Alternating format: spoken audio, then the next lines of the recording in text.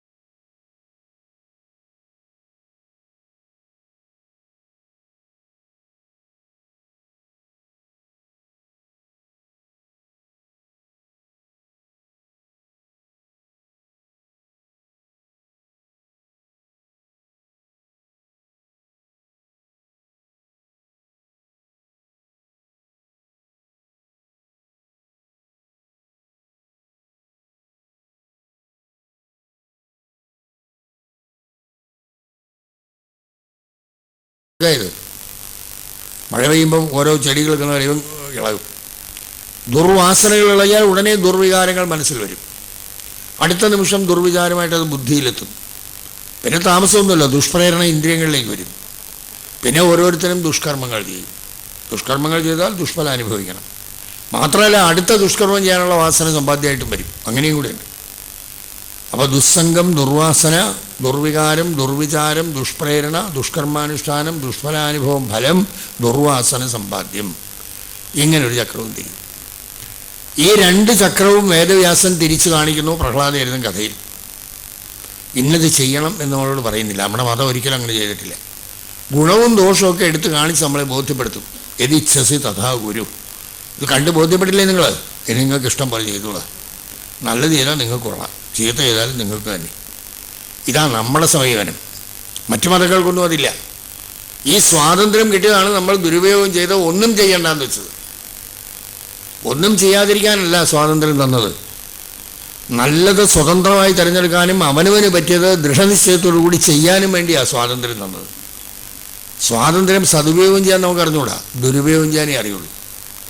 അത് നമ്മുടെ കുഴപ്പമാണ്. പ്രഹ്ലാദചരിതത്തിൽ എങ്ങനെയാണ് ഇത് കാണിച്ചിരിക്കുന്നത്? പ്രഹ്ലാദൻ ഒരു അസുരബാലൻ, 5 വയസ്സ് വരെ അതിനിഷ്ഠുരന്, ലോകം കണ്ടിട്ടുള്ള നിഷ്ഠുരതയുടെ മൂർത്തിമത് ഭാവമായ ഹിരണ്യകശിപുവിൻ്റെ ഒരു അച്ഛൻ്റെ അമ്മയുടെയും സംരക്ഷണം ആവശ്യമുള്ള പ്രായമാണ്. ഏതു വർഗത്തിന് അവിടെയാണ് വളർന്നത്. അപശബ്ദമായ കുലം, വളരെ മോശമായ അന്തരീക്ഷം അല്ലേ? എന്നിട്ടും പ്രഹ്ലാദന് അബദ്ധം വല്ലതും പറ്റിയോ? പറ്റിയില്ല. കാരണമുണ്ട്. പ്രഹ്ലാദൻ അമ്മയുടെ ഗർഭത്തിലിരിക്കുന്ന കാലത്ത്, ഹിരണ്യകശിപു തപസ്സിന് പോയിരുന്ന കാലത്ത്, ശ്രീനാരദൻ അവിടെ വന്ന് പ്രഹ്ലാദൻ്റെ അമ്മയെ നിമിത്തമാക്കിക്കൊണ്ട് ഗർഭസ്ഥ ശിശുവായ പ്രഹ്ലാദൻ കേൾക്കട്ടെ എന്ന് കരുതി ഭക്തിസൂത്ര കാര്യങ്ങളൊക്കെ ഉപദേശിച്ചു കൊടുത്തായിരുന്നു. ഇത് മുഴുവൻ പ്രഹ്ലാദൻ കേട്ടു. ഇന്ദ്രൻ്റെ ഉപദ്രവത്തിൽ നിന്ന് രക്ഷപ്പെട്ട് കായാധു സുഖമായിരിക്കാൻ വേണ്ടി തനിക്ക് സുരക്ഷിതത്വം ഉറപ്പാണ്, ഇനി പ്രസവിക്കാം എന്ന് ഞാൻ വിചാരിക്കുമ്പോഴേ പ്രസവം നടക്കൂ എന്നൊരു സ്വേച്ഛാപ്രസു എന്നൊരു വരം കൂടി നാരദൻ കായാധുവിന് കൊടുത്തിട്ടുണ്ടായിരുന്നു. 10 മാസം കഴിഞ്ഞാൽ പ്രസവിക്കേണ്ടതാണ്. ഹിരണ്യകശിപുവിൻ്റെ തപസ്സെല്ലാം കഴിഞ്ഞ് അദ്ദേഹം മടങ്ങി വരുമ്പോഴേ സുരക്ഷിതത്വ ബോധമുള്ളൂ. അതുവരെ ഈ ഗർഭത്തിലിരിക്കണം ഈ കുട്ടി, അതൊരാവശ്യമാണ്. അത് കാരണം ഗർഭത്തിൽ ഒത്തിരി കാലം ഇങ്ങനെ ഇരുന്ന ആളാണ് ഈ പ്രഹ്ലാദൻ. അവിടെ ഇരുന്നെങ്കിലും വളരണുണ്ട്. ആ വളർച്ചകളിലാണ് ഇത് കേട്ടത്, ഇത് പഠിച്ചു. സത്സംഗത്തിനൊരവസരം കിട്ടി. അവിടം മുതൽ പിന്നെ സദ്വികാരങ്ങളും സദ്വിചാരങ്ങളും സൽപ്രേരണകളും സൽക്കർമാനുഷ്ഠാനങ്ങളും അല്ലാതെ പ്രഹ്ലാദൻ്റെ ജീവിതത്തിൽ വേറൊന്നും ഉണ്ടായിട്ടില്ല. അതാണ് സദ്വാസന ചക്രം തിരിഞ്ഞതിൻ്റെ ഉദാഹരണം. ഇനി വൈകുണ്ഠത്തിൽ ഭഗവാന്റെ പാർഷദന്മാരായിട്ട് തൊട്ടടുത്ത് നിൽക്കുന്ന ആളുകളായിരുന്നു ജയവിജയന്മാർ. യോഗ്യതയ്ക്കനുസരിച്ച് ഭഗവാനോട് അടുത്തും അകന്നുമൊക്കെ വരും. ഭഗവാന്റെ ലോകത്തെത്താം, സാലോക്യം, പിന്നെ സാർഷ്ടിയിലെത്താം, ഭഗവാന്റെ ലോകത്തുള്ള ഐശ്വര്യങ്ങളൊക്കെ അനുഭവിക്കാം, അതാണ് സാർഷ്ടി. പിന്നെ ഭഗവാന്റെ രൂപത്തിലാവാം, അത് സാരൂപ്യം. ഭഗവാന്റെ അടുത്തെത്താം, അത് സാമീപ്യം. ഇതും കഴിഞ്ഞാൽ പിന്നെ ഭഗവാനിലേക്ക് ലയിച്ച് താൻ പ്രത്യേകമൊന്നല്ല എന്ന ആത്യന്തികമായ നില വരും, അത് സാഹിത്യം. ഇങ്ങനെ 4 തരത്തിൽ എത്താം ഓരോരുത്തരുടെ യോഗ്യതയ്ക്കനുസരിച്ച്. അതിൽ ഇനി ഭഗവാനിലേക്ക് ലയിച്ചാൽ മതി എന്നിടം വരെ വളർന്ന് വികസിച്ചെത്തി തൊട്ടടുത്ത് നിന്ന പാർശ്വതന്മാരാണ് ജയവിജയന്മാർ. ഇതിൽ കൂടുതൽ സൗഭാഗ്യം കിട്ടാനില്ല. അവർക്കാണ് ഒരു ദിവസം മനസ്സിനൊരു ദുസ്സംഗമുണ്ടായത്. ബ്രഹ്മപുത്രന്മാരായ സനകാദി യോഗീശ്വരന്മാർ ഭഗവത് ദർശനത്തിനപ്പോൾ ഇപ്പോൾ തൊഴാൻ പറ്റില്ല, ഇറങ്ങിപ്പോടാ പിള്ളേർ എന്ന് പറഞ്ഞു. 5 വയസ്സ് 6 വയസ്സാണെന്നേ തോന്നുള്ളൂ ഇവരെ കണ്ട. ഇവരെ അവർക്കറിയാവുന്നതാണ്, പലപ്പോഴും പറയണതാണ്. ജയവിജയന്മാർക്ക് സനകാദികളെ അറിയാവുന്നതാണ്. വിനാശകാലേ വിപരീത ബുദ്ധി എന്ന് പറഞ്ഞാൽ മതി. അന്നേരം അങ്ങനെയാണ് തോന്നിയത്. ആ ദുസ്സംഗം വന്നു. അപ്പോൾ ഈശ്വരഭജനത്തിന് തടസ്സമുണ്ടാക്കുന്നവർ ആസുരഭാവമാണ്. അവരെ അസുരലോകത്താണ് നിൽക്കേണ്ടത്, ഭഗവാന്റെ അടുക്കലല്ല എന്ന് പറഞ്ഞു സനകാദികൾ. അതുകൊണ്ട് നിങ്ങൾ 3 അസുരന്മാരായി പോകട്ടെ എന്നേ പറഞ്ഞുള്ളൂ. പിന്നെ ഭഗവാൻ പറഞ്ഞാണ് അത് 3ആയിട്ട് ക്ലിപ്തപ്പെടുത്തിയത്. ഒരു ശിക്ഷയ്ക്കൊരു കാലാവധി വേണമെന്ന് പറഞ്ഞു. കാലാവധി ഇല്ലാത്തൊരു ശിക്ഷ പാടില്ല. അങ്ങനെ 3 ജന്മം അസുരന്മാരായി പോകട്ടെ എന്നൊരു ശാപം കൊടുത്തിട്ട് 3 ജന്മം അവർ അസുരന്മാരായി നടക്കേണ്ടി. അത്രയും ദുരിതം അവരനുഭവിച്ചു. ദുർവാസന ചക്രം തിരിഞ്ഞപ്പോൾ അവർക്ക് നാശം സംഭവിച്ചു. ആകെ മോശപ്പെട്ട സാഹചര്യത്തിൽ നിന്നവന് സദ്വാസന ചക്രം തിരിഞ്ഞപ്പോൾ സർവോത്കർഷവും ഉണ്ടായി. ഇതാണ് പ്രഹ്ലാദചരിതത്തിൻ്റെ ആകത്തുക.